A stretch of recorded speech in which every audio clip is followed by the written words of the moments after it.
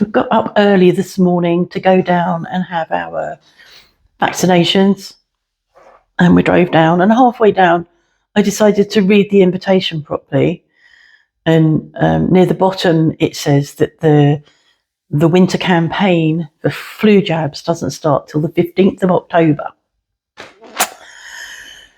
I think I probably had a bit of a hunch that I'd see something like that, because I suddenly thought, hold on a minute, this is September, and in France they don't rush the flu jab.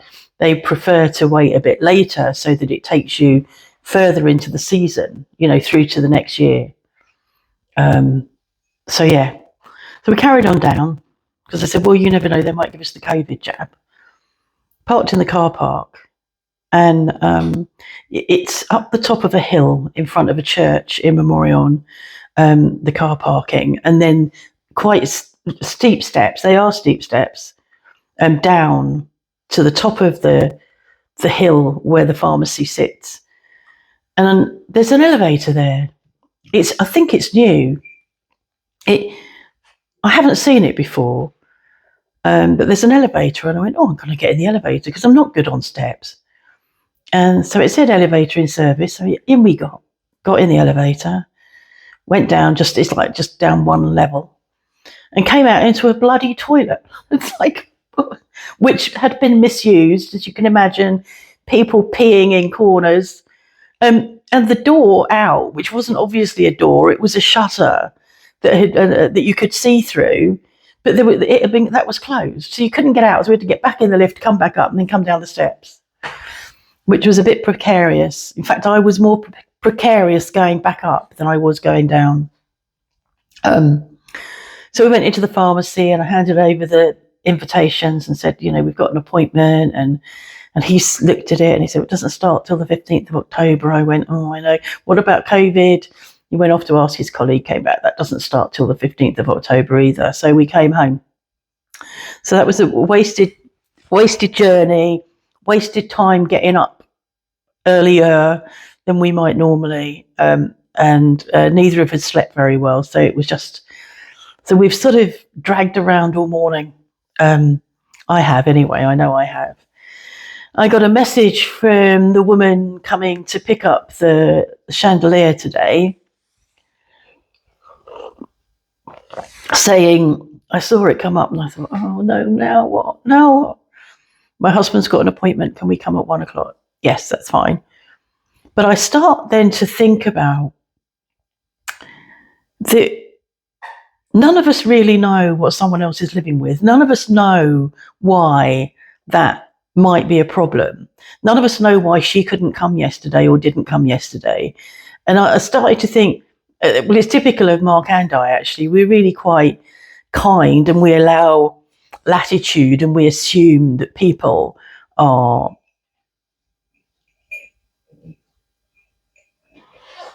kind. We don't assume the worst. We always assume the best. So I start to think, maybe she doesn't drive. Maybe she's living with a difficult man. Maybe she's living with a man who she's relying on to drive her. And if he's not willing to drive her, then she can't come. Maybe he'd been drinking yesterday. I start to do all of that. I'm cooking the dinner now, and I'm thinking this, that, and the other. And I thought, we really don't know what people are living with. And I said, and I was telling Mark about it, and I said, not everybody lives the way we live. It's like he does what I ask him. I don't have to battle with him. I'm always still, after 24 years, always slightly not surprised, but I'm always aware that when I've said, I need to do this, or can we do that, or whatever, and he just says, yeah, okay, and gets on with it, I'm always slightly surprised, because I used to meet obstacles. I was used to being a pain in the bum for the person that I wanted to do something for me or take me somewhere or whatever. I was used to somebody finding reasons why they couldn't. So he doesn't do that. He's just so easy. and I have that life where I can either do it myself, quite capable of doing myself, try not to wrap the car around the wall when I do that, but I'm quite capable of doing this stuff myself. So that isn't an issue for me. But actually, when I want him to take me or to drive me or to come with me or whatever, he will. No question. He never, ever sort of gets exasperated. And not everybody has that. So I know that I'm really lucky. So I started to think about that, and I started about living with a bully and thinking about how if you live in a relationship with somebody bullying, or you're living in an overbearing relationship or an abusive relationship and have been for a long time, it's what you've adapted to. And I wonder, it's just a wonder, whether many of the people or the women that will go and vote for the orange dickhead are in bullying situations or have lived their life in an environment that's bullying, and so therefore they don't notice what a bully is. It doesn't sound, it's not out of their zone. For me, it's way out of my zone, but for them it's not. For them it's their norm, so they may go for that type of person. So that might be why. It's just me doing my normal bit, putting two and two together and coming up with my four. Okay, my four might not be yours, but it's mine.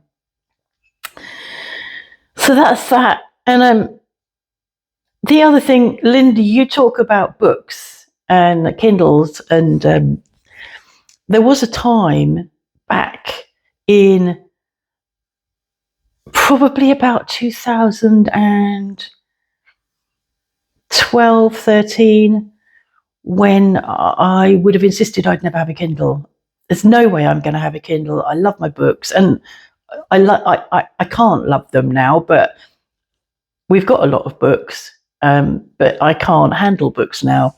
But back in 2000 and whatever it was, I said I wouldn't have changed for a Kindle.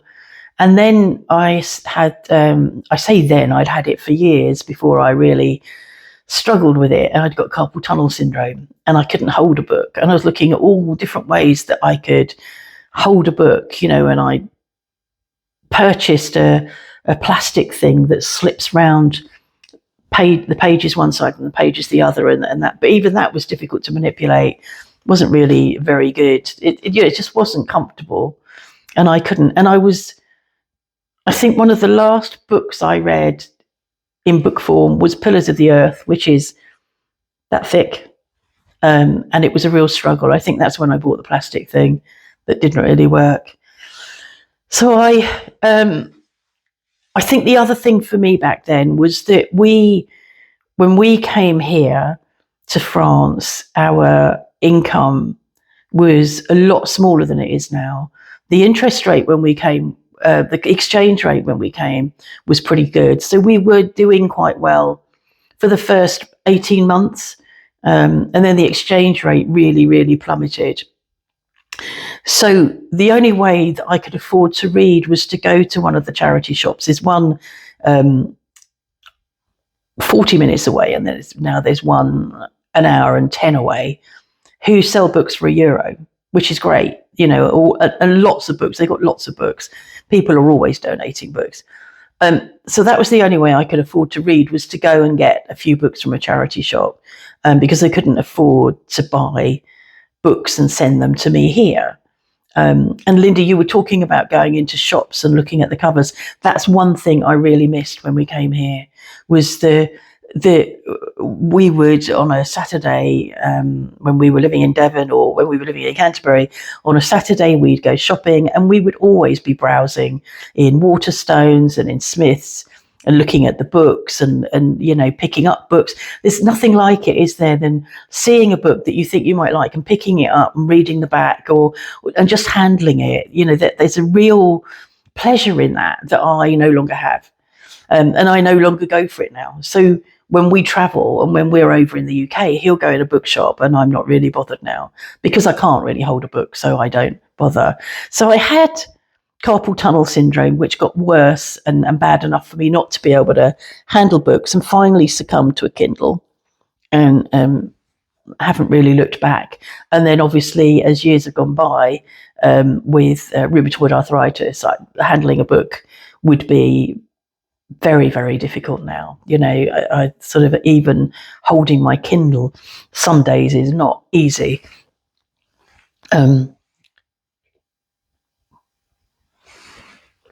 I got my mic on, so you might get a big swallowing sound, but I'm trying not to do a big slurp.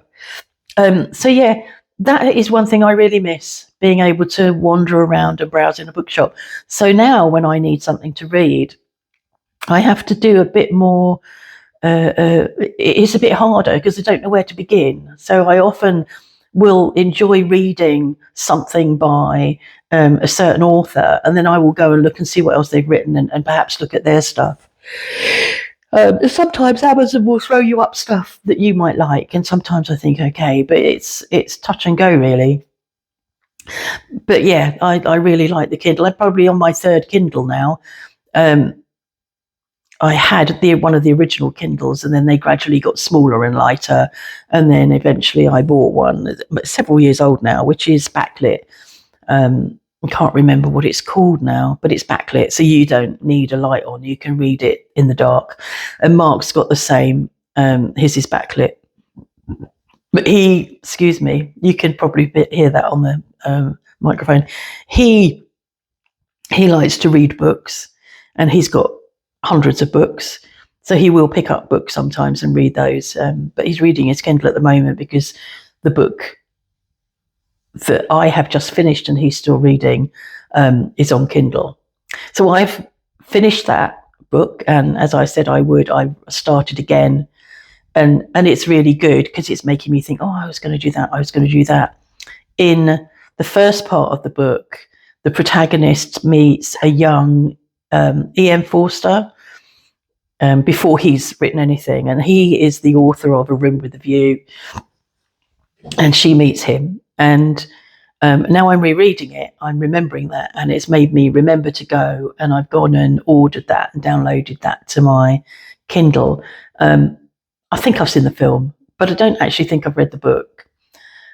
So when I finish rereading Still Life, I will then read A Room with a View, and I'm not going to think any further ahead than that. I remembered a bit of the goldfish. What I particularly remember, I think, the descriptiveness of the explosion. That was incredibly descriptive, and yeah, that's all I can say. I remember that. So I remember a little bit about the book, and I've read it twice. That's the good thing about aging, isn't it? You can forget and reread them.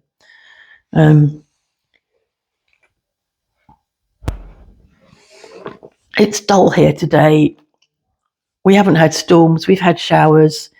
There's a potential for storms, but it's just dull. So that's it. I think that's all. Oh, there was one thing I was going to show you. Hold tight. On the 8th of September, I placed an order for replacement